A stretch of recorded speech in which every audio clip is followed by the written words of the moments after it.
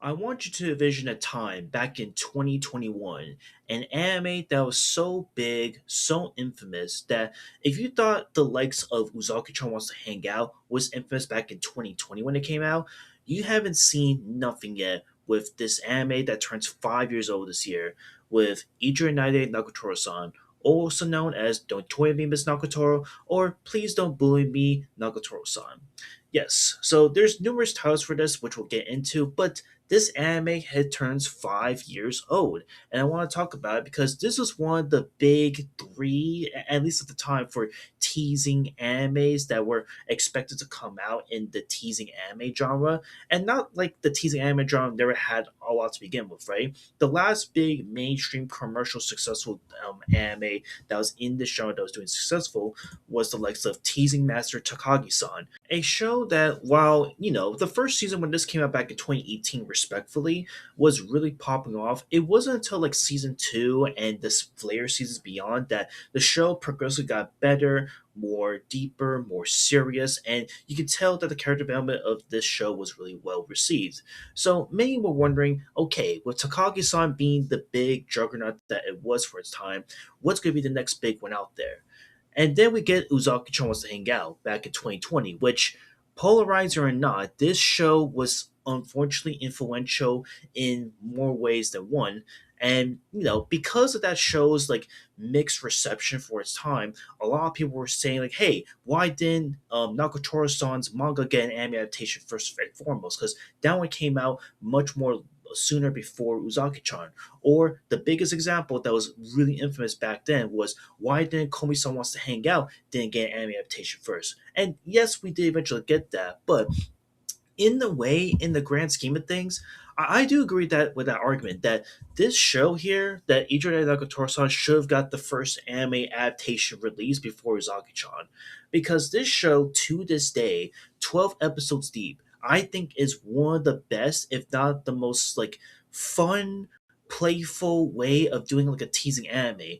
Again, the animation for its time 5 years ago is still nice, really clean. It also goes like borderline edginess at times, which is crazy. Which, again, not to be surprised considering that this is an author who once was huge and big in making a lot of doujin works. And in my view, like I really like the chemistry between our two main characters with Naoto and Nagatoro here, or in the case of what Nagatoro says with Senpai, like the relationship between these two are just so good. It feels so well connected that in the first season, at first, you may come off and see this like, okay, I absolutely hate Nagatoro. I despise her because she's essentially just bullying our main character here. But as you see the show progress slowly but surely, like you see that their relationship really becomes like really close bonded, and you realize that they have to be together to expand new horizons and to get to the goals that they want to get to. And for the sake of not spoiling the manga, because yes, I've read the manga of Nagatoro-san here. Like this show and the way it ended in the manga was just absolutely incredible. I absolutely like it. This is like one of those rare moments too, where if if I ever have the chance to do so one day, which honestly I might even do that and declare right now, I would like to collect every single manga of the Ichiro Knight and Nagatoro-san series because it's just so good and I was so captivated. And like I said, this is one of those rare moments that they didn't like flesh out the show and make it like super watered down to what it is. Or at least I thought so, because yeah, unfortunately, just like what happened with the Uzaki-chan anime, we did get a season two of Don't Toy Me Miss Nagatoro-san, which will come out within a couple years later in 2023, under the same studio that also gave the Komi-san anime. But unfortunately, the second season, for whatever reason in particular, while this one was able to continue the momentum of the first season, I do think that it was honing itself back for some reason. Like it wasn't giving off the raunchy, risky feel that the first season had in its own right. And again, everything was still good about the show. Hell, even despite the fact that it was under a new studio for its time, it was still like relatively entertaining. We got some brand spanking new characters. We got some more lore build up into said characters.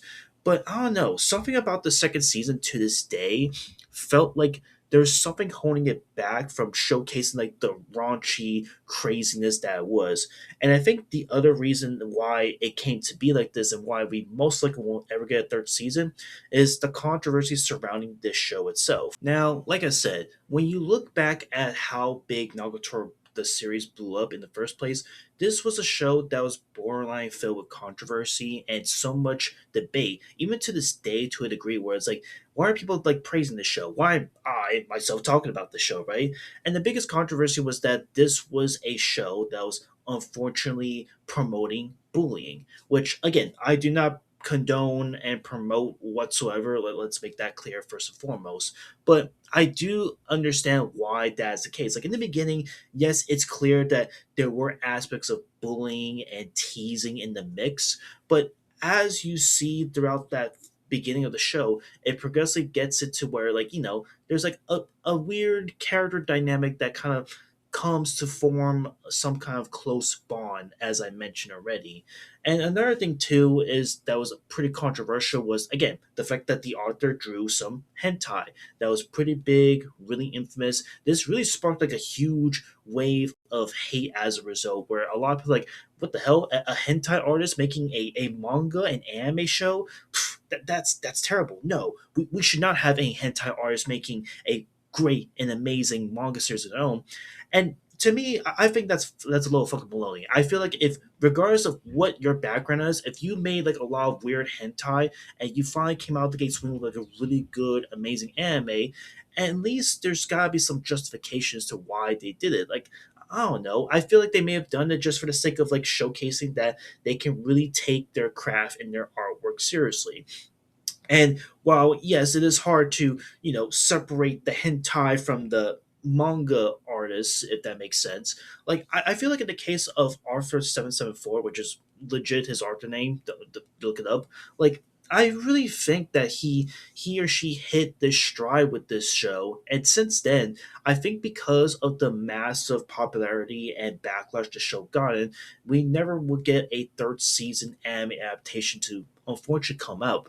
And even if that was the case, I feel like it would be the same shtick that happened back then, where a lot of people just don't want to check it out. Maybe there's going to be a huge debate again. Who knows? But I don't know. For me, I wanted to talk about this personally because this is one of those shows that, to this day, when looking back at each night and Nagatoro-san, it's one of those shows that I feel is much more enjoyable than Uzaki-chan wants to hang out.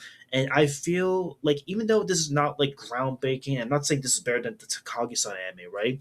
I do think that this is like a fun show. I think this is like a really fun, but at times really fan servicey type of show, and one that amazingly, shockingly, is not going to leave you bored. And the only thing it's going to leave you bored at the end of the day will probably be if you're just not into this genre, which is understandable, right? But I don't know. I think 5 years later, though 20 million Nakatoro-san is a hood classic in my view, and it's crazy how much time flies when you look at the current state of slice life animes and the teasing genre as it is. And I think we can also argue that if it wasn't for a show like this and it was Uzaki anime, we wouldn't get other amazing shows come like the Dangers of My Heart series, for example. So yeah, just wanted to talk about this and let you all know that 5 years later, Do Toimu Miss Nakatoro-san is a classic. It's a fun show still to me to this day. And that's it. I just want to rant about this and see you on the next one. Later.